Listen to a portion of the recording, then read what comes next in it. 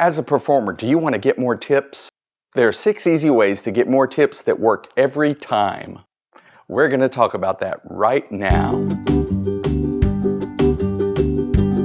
We're going to talk about 6 ways to get more tips on your very next gig. Watch to the end of the video and I'll show you the exact button I wear that gets me more tips. When I don't wear this button, I take home less money. Working for tips. Working for tips is fun. You get instant feedback. You get rewarded directly for bringing joy and being a great person. You can really boost the money you take home. Be careful because sometimes working for tips is just code for doing a free gig. Don't do it. Watch my video, Free Gigs for Exposure. Always work for a set amount, and if you get tips, that's money in addition to the base rate. Earning tips is rewarding both financially and emotionally. The first key to getting tips is be good at what you do. Nothing else is as important. This is so important that I'm not even counting it as one of the 6 things to do to get more tips. But there are 6 other things that you can do to get tips more often and get larger tips. It can be a fun game where you compete with yourself to do a better job and please the clients more.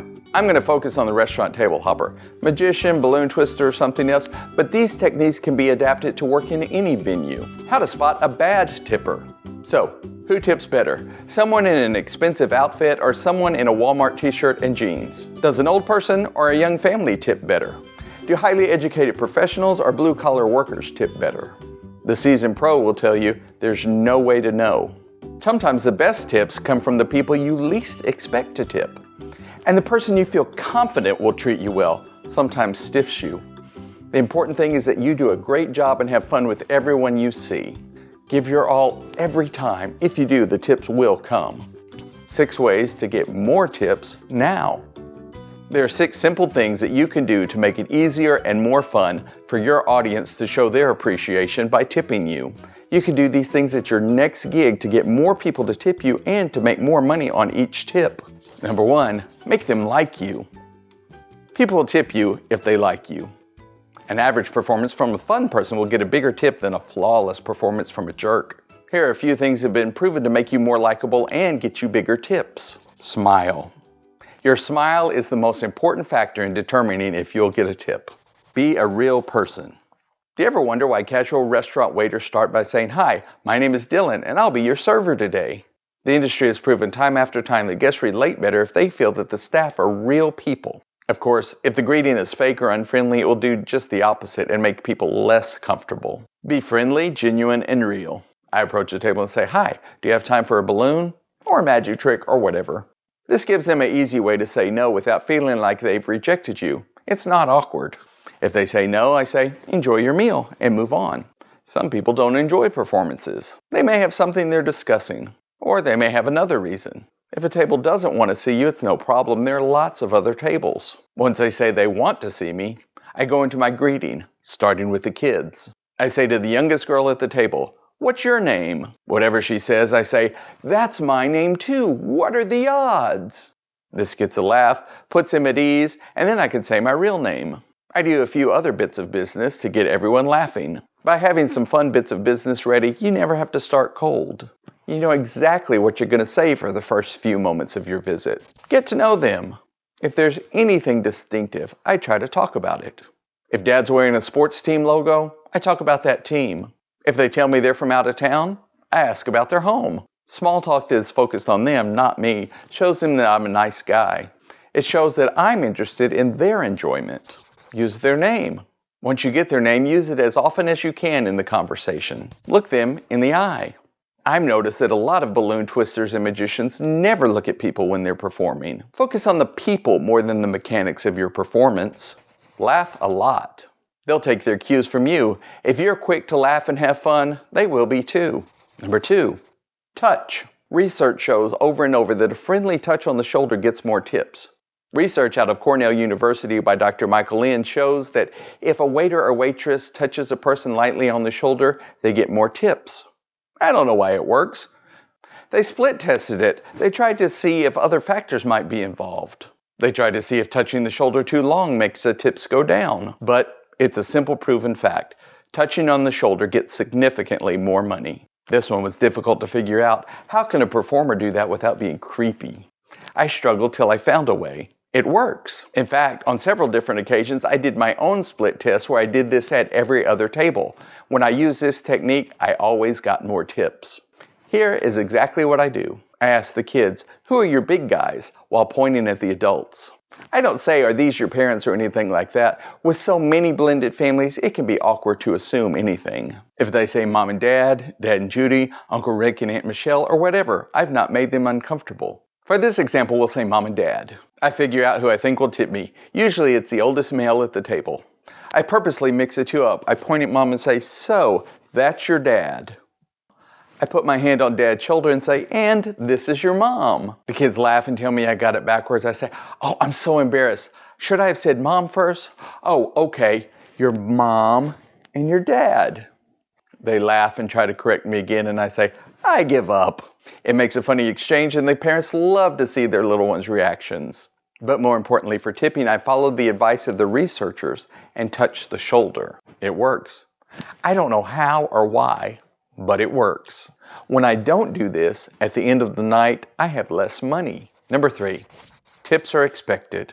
People enjoy tipping if they have fun. Let them know tips are expected, appreciated, and appropriate. A lot of times people are simply confused about tipping. They know they tip the waiter, but do they tip the performer? People don't want to be embarrassed. Sometimes they would tip, but they just don't know if they should. Remember Dr. Lin, the researcher I mentioned before from Cornell University? His research shows that people tip if they perceive a tip is expected. Realizing that people are expected to tip makes more people tip and their tips are bigger. You have to let your clients know they should tip. Lots of people wear buttons or signs on their costume that say something about tipping. Watch to the end of this video and I'll show you the exact button I use. It's gotten me thousands of dollars in tips over the years. Number 4, everyone else is tipping. Peer pressure is the most important force for determining tipping. If people at the table think that everyone else in the restaurant is tipping, there's no way that they want to be the only cheap ones. If they think some people are tipping and others are not, it could go either way. If they think no one else is tipping, they won't tip either. I found a subtle way to let people know that others are tipping. When I finish at a table, they hand me a tip and I thank them. I casually hold the bill as I go to my next table.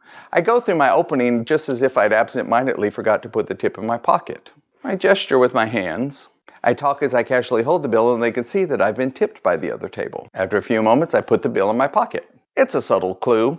It's like putting $1 in the tip jar before you start. But don't ever use a tip jar. More on that in a moment. Now, if the previous table did not tip me, I have a $5 bill in my pocket that I casually take out and hold as I approach the next table. From their perspective, it came from a tip at the previous table. Also, when I'm tipped, I make sure I say, "Thank you, that's very generous. This is how I earn my living, and your kindness is very much appreciated." I say this as I'm leaving the table and I'm approaching the next. I don't yell it, but I say it loud enough so the table I'm approaching knows the previous table tipped. As a rule, people want to tip you if they have fun. When you let them see others are tipping, it relaxes them. I have 2 more fun items to talk about and then that bonus I told you about. But first, if this video is helpful and I've earned it, hit that subscribe button and click the bell notification. Number 5, avoid things that kill tips. No tip jar. If you use a tip jar, you won't get as much. People need to look at you as they tip you. A tip jar makes it easy to not tip or to tip a very small amount. Especially avoid tip jars that light up or make noise. It seems fun, but you'll get kids asking their parents for change so they can make the light work several times. You want bills, not coins. Parents must be there. Make sure the kids are with their parents. Kids don't tip, and parents won't come back to tip you. Plus, parents need to enjoy the experience and fun with their kids. If kids approach me and want a balloon, but their parents are nowhere to be seen, I say, "Where are you sitting?"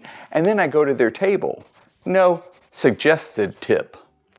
I never have a set amount or a chart with suggested tips. If you follow the suggestions in this video, you'll get more tips for the magic, face painting, balloons, or whatever you do. Sure, there'll be times when you pour your heart into a performance, have the whole table laughing, spend 20 minutes with them, and they'll only tip you $1. That is going to happen. But if you follow these suggestions, you're going to get a lot more people who will tip you, and they'll tip more than you would have asked. You'll get stiffed a few times, but your bottom line at the end of the night will be more money. Number 6, make it easy. Start each gig with some bills to make change in case someone only has a large bill. Have a break at the end of your act before you leave so that they're not forced to interrupt you or chase you down. Give them the subtle clues that it's time to tip Then wait. Make eye contact with the person you expect to tip you. Smile. Look friendly, but don't break eye contact. If I'm twisting balloons, I say something like, "You guys are awesome. Did everybody get a balloon and did we all have a good time?" Then I wait a few moments. I look right at the person who should tip and smile. Usually, people get the idea. Summing it up. And then the bonus. Tips are good for you as a performer, and they help the audience enjoy the performance. You'll get more tips if, number 1, you're likable. Number 2, you touch them on the shoulder. Number 3, they know tips are expected. Number 4, they realize everyone else is tipping. Number 5, you avoid the things that kill tips. Number 6, you make tipping easy. I promise to show you the exact button that has gotten me thousands of dollars in tips. I wear this button that says "Tips are so cool" and have a $5 and $10 bill pinned to the back. You need a button like this that fits your style and your character. You'll take home more money at the end of the night. If this video is helpful, hit that like button. And if you're new here, be sure to subscribe and hit that bell notification so you can see lots of videos created for performers just like you. Be sure to watch these videos created for performers just like you. Thank you. It helps a lot and lets me do more of these videos for you.